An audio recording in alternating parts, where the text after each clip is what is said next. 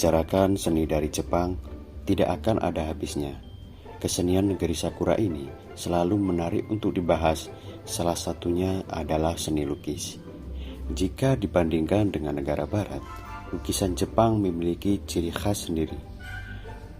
Maka tak heran kalau beberapa pelukisnya sejak dulu banyak yang mendunia bahkan menginspirasi pelukis lainnya. Menurut sejarah, Nihonga adalah cara melukis dari Jepang yang dipercaya sebagai counterculture terhadap seni lukis dari barat.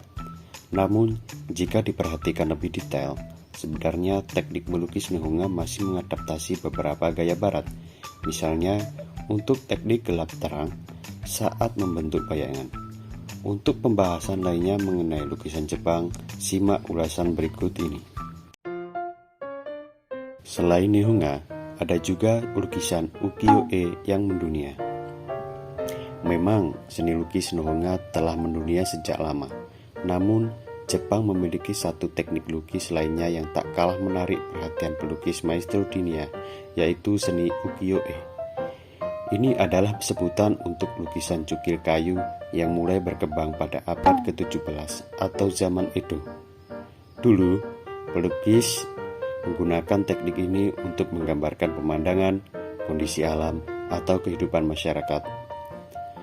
Meski sebenarnya teknik ukiyo-e bisa digunakan untuk tema apapun, karena dalam bahasa Jepang kata ukiyo berarti masa kini atau kenyataan. Oleh sebab itu, dalam perkembangannya, para pelukis ukiyo-e juga menggambarkan kehidupan hedonis serta pemikiran politik yang berkembang di masyarakat. Dua pelukis ukiyo-e yang terkenal adalah Katsuhika Hokusai dan Utagawa Hiroshige.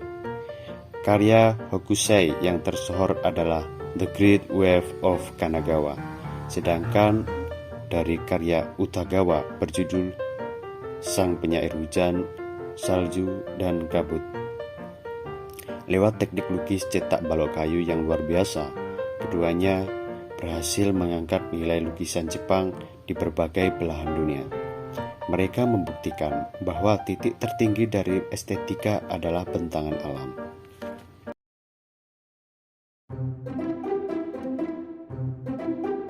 Berbagai macam lukisan di Jepang. Sepanjang sejarah, lukisan Jepang memiliki gayanya tersendiri, meskipun sedikit banyak masih dipengaruhi oleh gaya Barat dan Tiongkok. Setiap teknik melukis menunjukkan estetika dari perspektif yang berbeda. Selain itu, mencerminkan juga nilai-nilai moral yang berkembang pada zamannya. Berikut ini adalah beberapa aliran seni lukis selain Nihonga dan ukiyo-e yang ada di Jepang. Yang pertama, Yamato-e. Secara harfiah, Yamato-e berarti gambar Jepang. Maksudnya adalah gambar-gambar yang dilukis bertema Jepang. Meskipun beberapa lukisan Jepang dipengaruhi oleh Tiongkok, lukisan Yamato-e tidak membawa unsur tersebut sama sekali. Dulu seringnya tema-tema kebangsaan yang diangkat, namun kini populer juga di kalangan umum. Nomor 2. Suibokuga. Lukisan ini dikenal juga dengan lukisan tinta dan air kena gambar yang dilukiskan menggunakan gradasi tinta. Teknik Suibokuga mulai berkembang di Jepang pada akhir abad ke-13.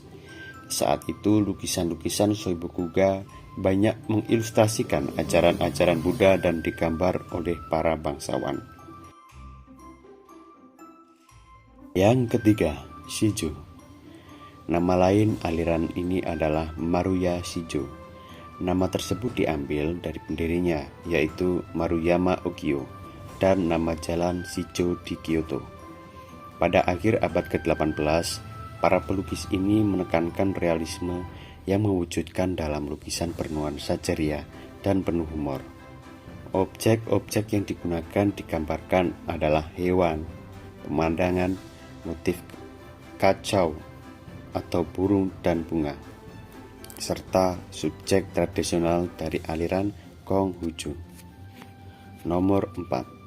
Lukisan modern. Memasuki era modern, kini lukisan Jepang mengalami transformasi. Perkembangannya mulai terlihat dari subjek lukisan atau tema-tema yang digabungkan dengan budaya barat.